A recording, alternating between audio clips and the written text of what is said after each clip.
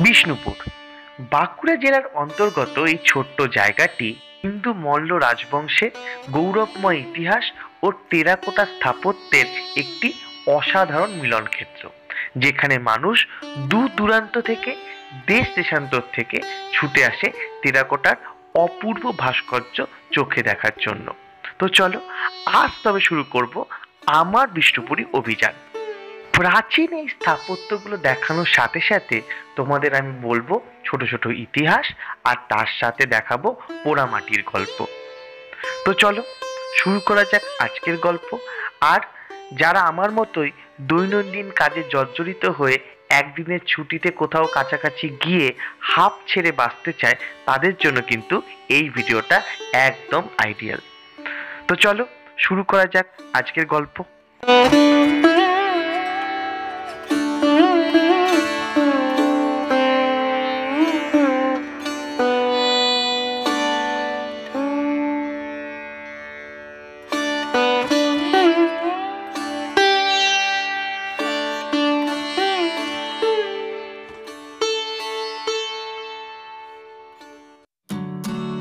25শে ফেব্রুয়ারি 2024, আমি, মা, মামা ও মামি বেরিয়ে পড়লাম এক নতুন সফরে।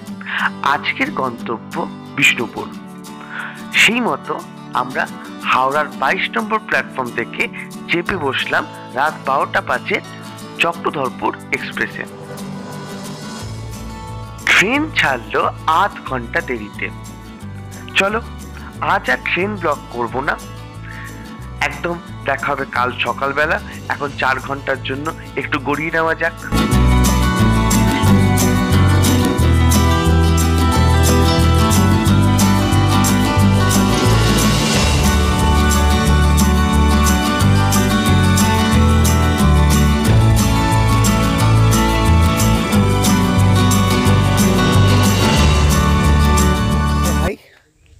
A very good morning from Bishnupur.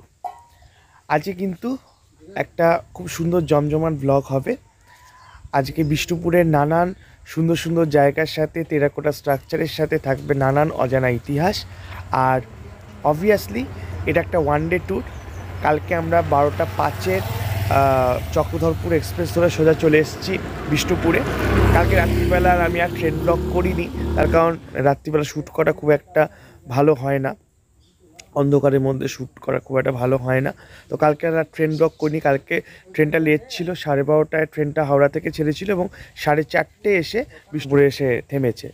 তো আমরা 4:30টার সময়ই আমরা কিন্তু টাটা টোটো নিয়ে একটা হোটেলে আমরা এসে গেছি। সেই হোটেলে আমরা একটু রেস্ট নিয়ে এখন বাজে হচ্ছে মোটামুটি 8:30। আমরা বেরোবো সাইড।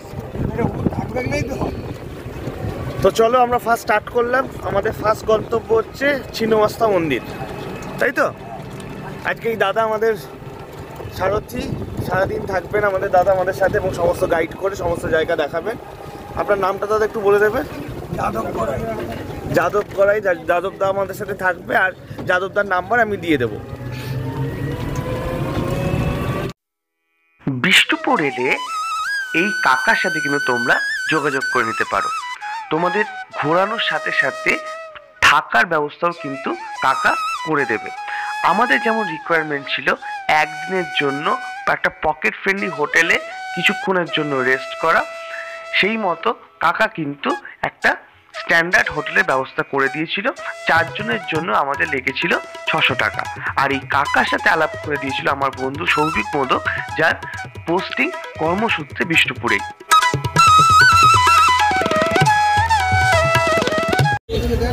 তো আমরা ফার্স্ট গন্তব্যে এসে গেছি ছিন্নমস্তার মন্দির। চলো দেখাই।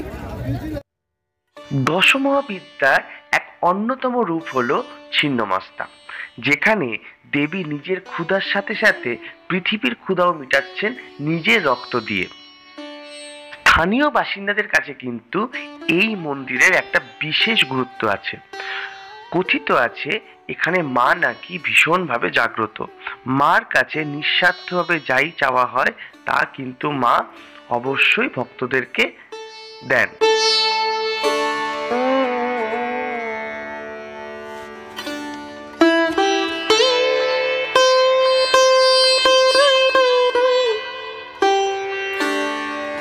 ছিন্নমস্তা মন্দিরের একদম গা ঘেঁষেই কিন্তু রয়েছে ইতিহাস সাক্ষী দল মাদল কামান। এই কামান ধরা হয় মল্ল রাজবংশের সবচেয়ে বৃহত্তম কামান। এই কামান ধরা হয় 1742 খ্রিস্টাব্দে নির্মাণ করা হয়েছিল, মানে যখন মল্ল রাজবংশের গোপাল সিংহদেবের রাজত্ব চলছে। কথিত আছে এক যুদ্ধে যখন সৈন্যবাহিনীরা হামলাকারীদের আক্রমণ সামাল দিতে পারছিল না, তখন স্বয়ং শ্রীকৃষ্ণ মদনমোহন মন্দির থেকে বেরিয়ে এসে এই কামান থেকেই গোলা ছুড়েছিলেন, এবং এই কথা চাউর হয়ে গেলে সৈন্যবাহিনীদের মনোবল বেড়ে যায় এবং তারা কিন্তু যুদ্ধে জয়ী হয়।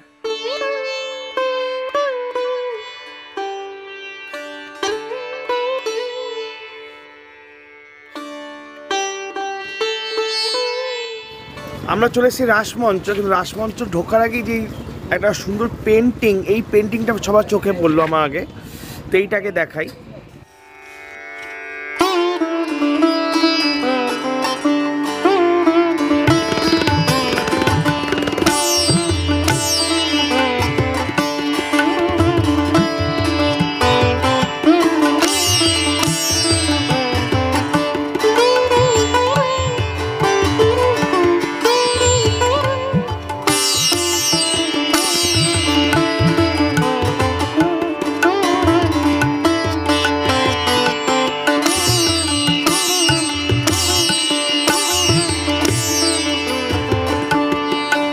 অসাধারণ এই পেন্টিং, মন ভরে এই পেন্টিং দেখে এবার আমরা প্রবেশ করলাম রাসমঞ্চের দিকে।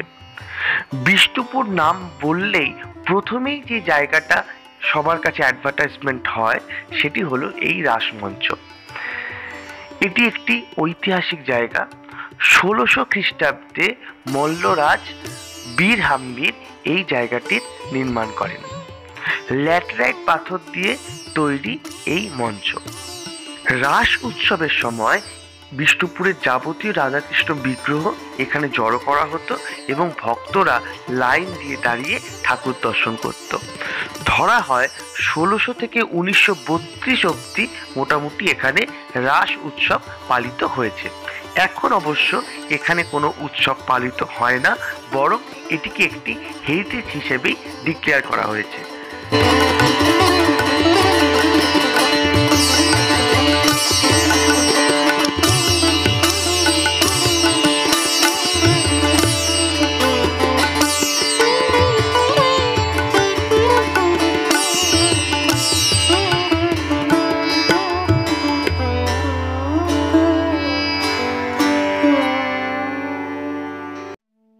দারুণ লাগছিল এই মন্দির। মন্দিরের প্রত্যেকটা ইট দিয়ে যেন বাজছিল ইতিহাসে নানান সুর। তবে আমি কিন্তু গভর্নমেন্টের দৃষ্টিপাত করার চেষ্টা করব, তার কারণ এখানে কিন্তু অনেক জায়গায় দেয়াল খসে গিয়েছে বা ইট ভেঙে পড়েছে, তো সেই জায়গাগুলো গভর্নমেন্ট একটু মেরামত করার ব্যবস্থা করুক। আফটার অল হেরিটেজ সংরক্ষণ করার তো আমাদেরই কাজ।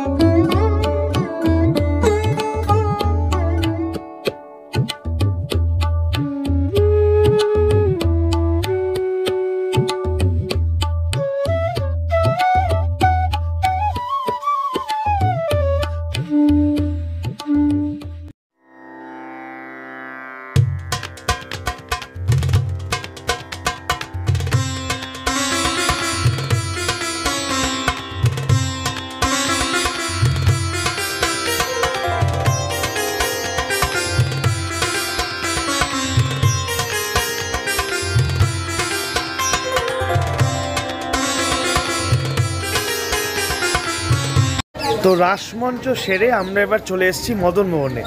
তো আস্তে আস্তে প্রচুর দেবদেবীর মূর্তি দেখলাম, দুর্গা মূর্তি, শঙ্কর নাসিনী মনসা মূর্তি, সব কিছুই দেখলাম।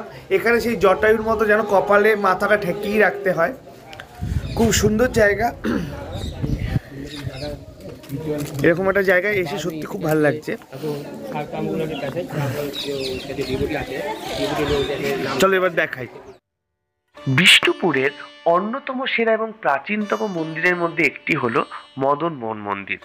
এখানে দেয়ালে খোদাই করা পৌরাণিক নানান কাহিনী কিন্তু মানুষের নজর কাড়ে।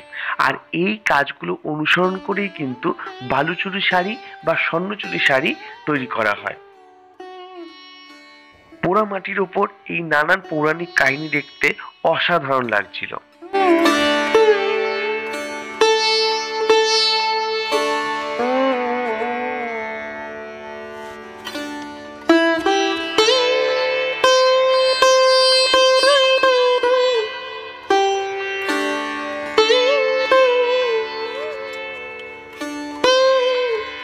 এই মন্দিরে কিন্তু মল্ল রাজবংশের কুলদেবতা শ্রীকৃষ্ণ ও রাধা মদন মোহন রূপে কিন্তু বিরাজমান। অষ্টধাতু দিয়ে তৈরি এই দুই মূর্তি এবং শোনা যায় মল্লরাজ দুর্জনা সিং 1694 খ্রিস্টাব্দে তাদের কুলদেবতা রাধা কৃষ্ণের জন্য এই মন্দির নির্মাণ করেছিলেন। একরত্ন শৈলীতে নির্মিত এই মন্দিরটির একটি বর্গাকার ছাদ রয়েছে এবং শীর্ষে একটি চূড়া। আর এই ঘরটি হলো মদন মোহনের ভোগ প্রস্তুত করার ঘর।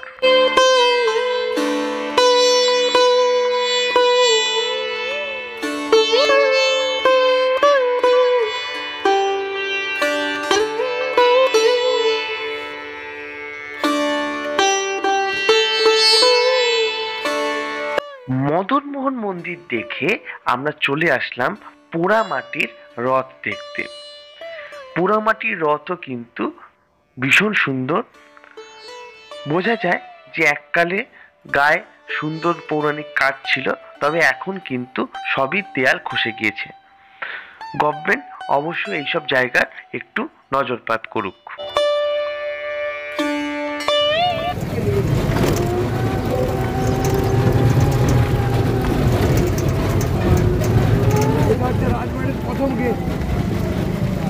কোনটা রাজবাড়ি? এই রাজবাড়ি গেটটা এটা না? আর ওইটা হচ্ছে বড় গেট। ওইখানে পাহাড়ারা থাকতো, ওই যে গর্তগুলো সব গুলিগালা এসব তীর ধনুক আগেকার দিনে।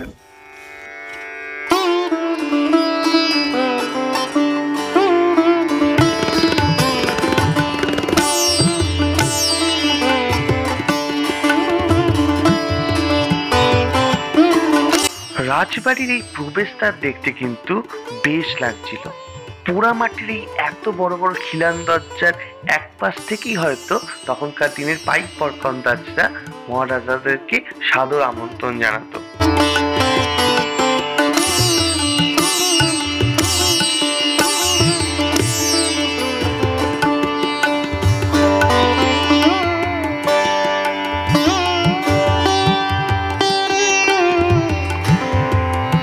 সিংহদুয়ার দেখে আমরা এবার চলে আসলাম মহারাজা বীর হাম্বির উদ্যানে।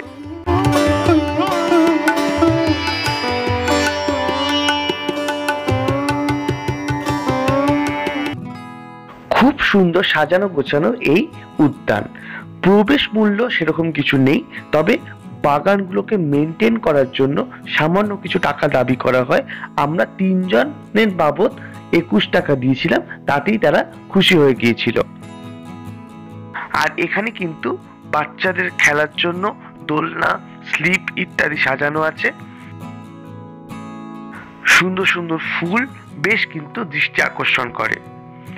আর এদিকে আমার মা ও মামিও বাচ্চা হয়ে গিয়েছে, তারাও গিয়ে কিছুক্ষণ দুলতে লাগলো এই দোলনায়। উদ্যানে বেশ কিছুক্ষণ সময় কাটিয়ে আমরা চলে আসলাম আরেকটি উল্লেখযোগ্য ঐতিহাসিক মন্দিরে, যার নাম লালজি বা রাধা লালিজু মন্দির। এই মন্দিরও কিন্তু নির্মাণ করেন মল্লরাজ বীর হাম্বির 1658 খ্রিস্টাব্দে এবং উল্লেখযোগ্যভাবে রাধাশ্যাম মন্দির তৈরি করার 1 শতাব্দী আগে এই মন্দির নির্মাণ হয়েছিল। এই মন্দিরের বৈশিষ্ট্য কিন্তু একরত্ন শৈলী।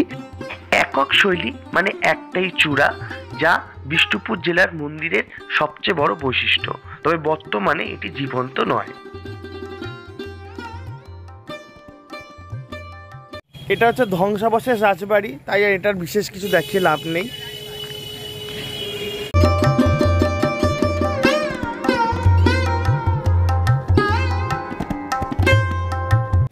এটা হচ্ছে রাধেশ্যাম মন্দির, আর অপোজিটে হচ্ছে মা মৃন্ময়ীর মন্দির। দুটো মন্দিরই খুব পুরনো, বললো 1027 বছর প্রায় নাকি এই মন্দিরের বয়স। রাধা শ্যাম মন্দির, যা তোমাদের আমি একটু আগে বলছিলাম, এটিও কিন্তু বাংলার একরত্ন মন্দির স্থাপত্যের একটি অনন্য উদাহরণ। শোনা যায় 1758 খ্রিস্টাব্দে মল্লরাজ চৈতন্য সিংহ এটিকে নির্মাণ করেছিলেন।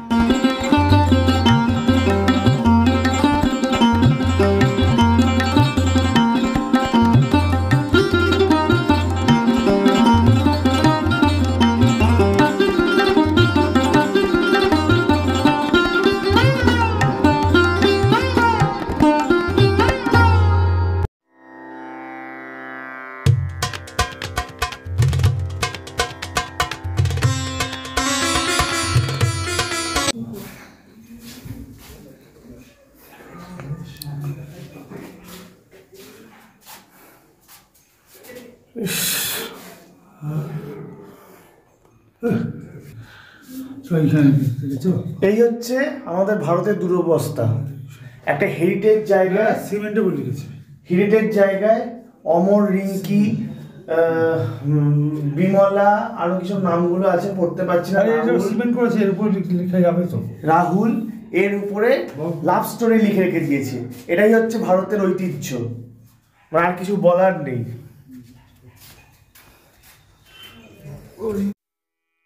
নাইবা হলাম হিজরাঞ্ঝা, নাইবা হলাম রোমিও জুলিয়েট, কিন্তু রাধাশ্যাম মন্দিরে নিজের লাভ স্টোরি তো লিখতে পেরেছি, এটাই বিশাল বড় ব্যাপার। যাই হোক, এখানেও কিন্তু খোদাই করা রয়েছে ঐতিহাসিক এবং পৌরাণিক নানান কাজ, দেখতে কিন্তু বেশ লাগছিল।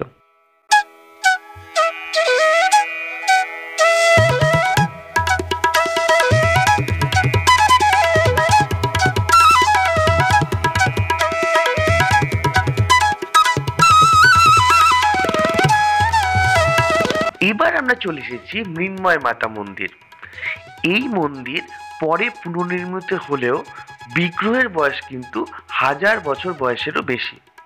শোনা যায় 997 খ্রিস্টাব্দে শ্রীমন্ত জগৎ মল্লদেব এই মন্দির এবং বিগ্রহ প্রতিষ্ঠা করেন।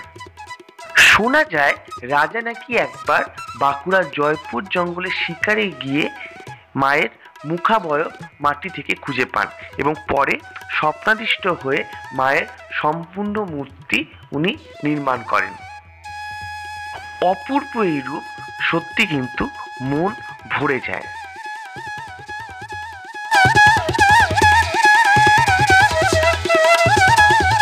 আমরা এবার চলে এসেছি বিষ্ণুপুরের বিখ্যাত জোর বাংলো মন্দিরে।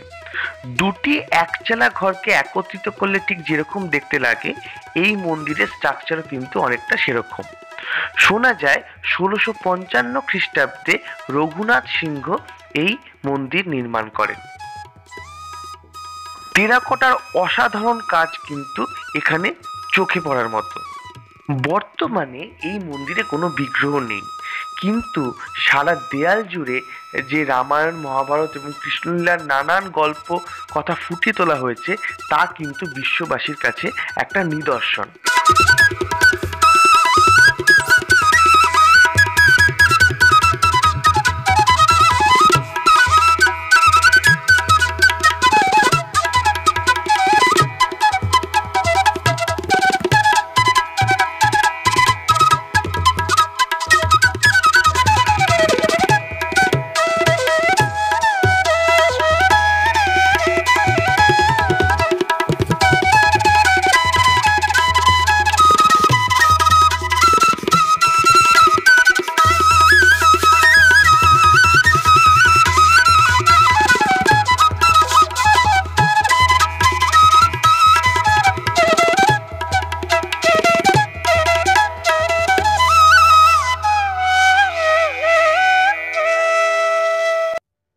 বিষ্ণুপুরে শেষ মন্দির ভ্রমণ ছিল এই শ্যামরাই মন্দির।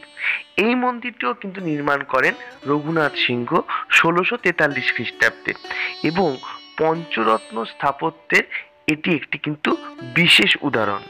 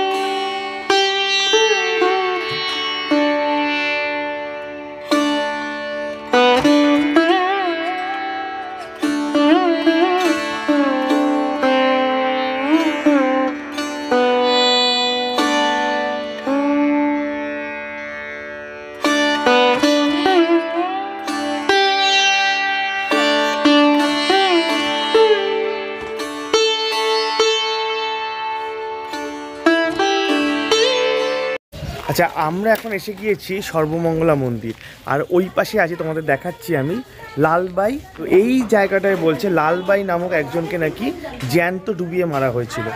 তো বুঝতেই পারছো রাত্রিবেলা হয়তো এটা হন্টেড প্লেসও হতে পারে। তো দেখা যাক, দেখাই একবার। ইতিহাসে নিষ্ঠুর নির্মম কাহিনীগুলো কিন্তু কখনোই আমাদের পিছু ছাড়ে না। বলা হয় এই পুকুরে নাকি লালবাইকে শাস্তি দেওয়ার নাম করে এখানে জ্যান্ত ডুবিয়ে মারা হয়েছিল এবং এই পুকুরের সামনেই কিন্তু আছে সর্বমঙ্গলা মন্দির। কিন্তু আমরা যেহেতু অনেক বেলায় গিয়ে পৌঁছেছিলাম তাই মায়ের বিগ্রহ আর ভালো করে দেখতে পাইনি, মন্দিরের দরজা বন্ধ হয়ে গিয়েছিল।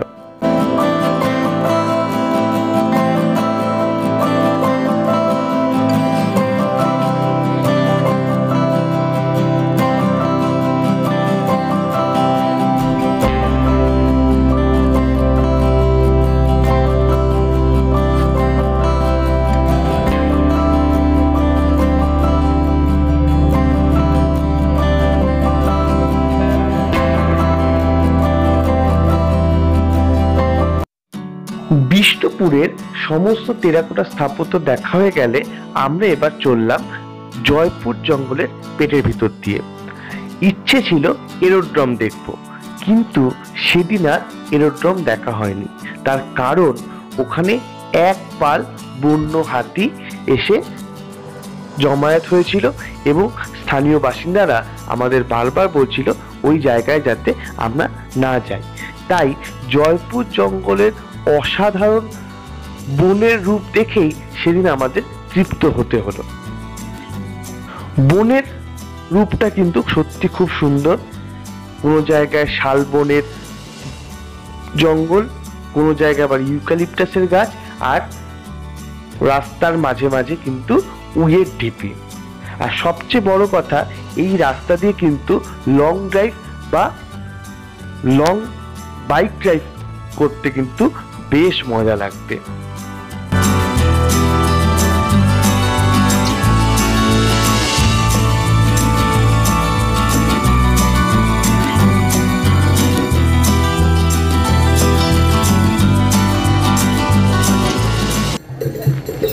সো ফাইনালি আমাদের লাস্ট গন্তব্য হচ্ছে পোড়ামাটির হাট। আমরা চলে এসেছি। তো চলো একটু অল্প করে দেখে আমরা বেরিয়ে যাব। আমাদের ট্রেন বিষ্ণুপুর থেকে 5:30 রূপসী বাংলা এক্সপ্রেস। এই একদিনের ট্যুর খুব ভালোই হলো। আর ওই সব ট্যুরেই আমি যেটা বলে থাকি, শেষ হয়েও হইল না শেষ। এখানেও শেষ হলো, কিন্তু কোথাও গিয়ে যেন একটা খামতি রয়ে গেল যে না, আবার আসতে হবে, আবার একবার ঘুরতে হবে। আর যেই মন্দিরগুলো দেখলাম সেগুলো যেন পুরোপুরি দেখা হলো না। তো আরেকবার নিশ্চয়ই আসবো, খুব ভালো লাগলো। তোমরাও আমার মতো এরকম একদিনের ট্যুর অ্যাটেম্প করতে পারো। তো চলো দেখাতে থাকে একটু হাটটা।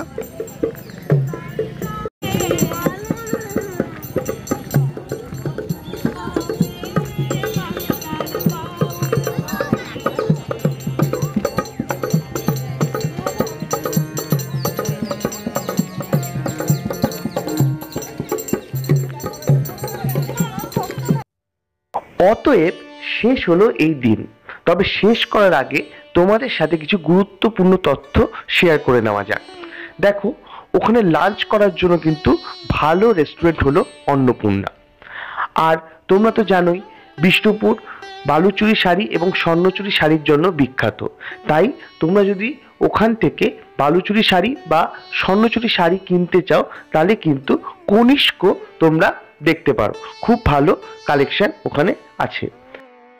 টুকটাক পোড়ামাটির জিনিস বা বিষ্ণুপুরের গামছা নেওয়ার জন্য অবশ্যই কিন্তু তোমরা পোড়ামাটির হাট দেখতে পারো, মোটামুটি স্ট্যান্ডার্ড দাম। তাছাড়াও অটো চালক তোমাদের কিন্তু ঠিক জায়গায় নিয়ে যাবে যেখানে তোমরা রিজনেবল প্রাইসে এইসব জিনিসগুলো কিনতে পারবে। আর আমাদের অটো চালক মানে আমাদের কাকা কত নিয়েছিল সেটা একটু বলে দিই। কাকা আমাদের থেকে টোটাল নিয়েছিল 1200 টাকা। সেটা কিন্তু একদম সেই ভোরবেলা পিক আপ থেকে হোটেলে নিয়ে যাওয়া, সারাদিন ঘুরানো এবং পোড়ামাটির হাত থেকে আবার স্টেশন পৌঁছে দেওয়া, সব মিলিয়ে 1200 টাকা। কাকা কিন্তু খুব ভালোভাবে আমাদের ঘুরিয়েছিল। তোমরা বিষ্ণুপুর গেলে অবশ্যই কিন্তু কাকাকে যোগাযোগ করে নিতে পারো। তো চলো, শেষ হলো আজকের দিন। কেমন লাগলো এই ভিডিওটা অবশ্যই আমাকে বলো, ভালো লাগলে কমেন্ট করে আমাকে জানিও, লাইক করো।